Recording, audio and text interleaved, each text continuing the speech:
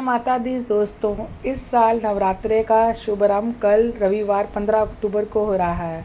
इस बार माता रानी हाथी पर सवार होकर आ रही है। नवरात्रि के 9 दिनों में माँ दुर्गा के 9 अलग अलग रूपों की पूजा की जाती है। पहले दिन कलश की स्थापना की जाती है और माता शैलपुत्री की पूजा अर्चना भी की जाती है।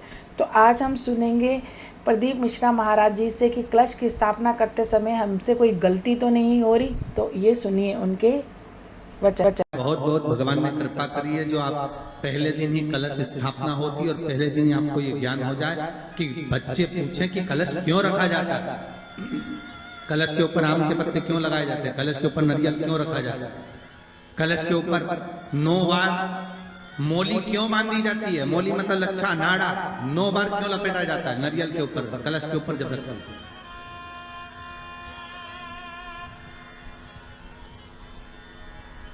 कलश के ऊपर जब जब श्रीफल रखाता है, नारियल रखाता है, तो उस पर 5 बार 7 बार मोली नहीं लपेटी जाएगी, तो 9 ही बार लपेटी जाएगी। 5 या 7 बार लपेटते हैं तो कहते हैं कि लक्ष्मी की छिन्नता होती है, और वो 9 बार लपेटी जाती है तो भरपूर लक्ष्मी का भंडार भरती है। क्यों क्यों कहते हैं? भगवान कुंभ का निर्माण कर रहे हैं, भगवान कलश का निर्माण कर रहे हैं, और भगवान स्वयं ब्रह्मदेव कर रहे हैं कि आप ऐसा निर्माण कर दो जिसमें 33 कोटि देवता स्वतः विराजमान हो जाए। तो भगवान ने उस कलश का निर्माण कर दिया। अब कलश का निर्माण करा तो स्वयं भगवान ब्रह्मदेव बोले, प्रभु इस कलश के अंदर मेरा स्थान कहां है, मेरा स्थान कहां है?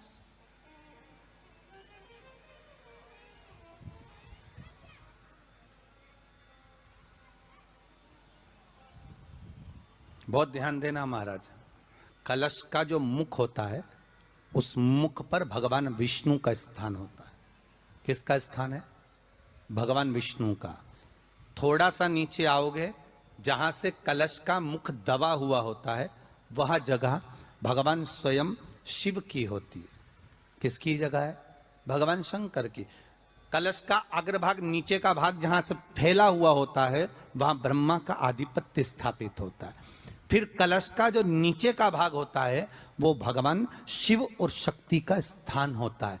कलश के बाहरी भाग में, जहां पर बाहर का हिस्सा होता है, उस कलश के बाहरी भाग में 33 कोटि देवताओं को भगवान शंकर ने लाकर विराजमान किया होता है। महाराज भगवान शंकर 33 कोटि देवताओं को निमंत्रण देकर उस कलश में विराजमान कर दिया। कितना सुंदर लिखा है देवी भागवत के अंदर कि जहां कलश की स्थापना होती है उस जगह पर किसी देवताओं को बुलाने की जरूरत नहीं होती। 33 कोटि देवता उस जगह पर स्वतः विराजमान हो जाते हैं। स्वयं 33 कोटि देवता स्वयं वहां विराजमान।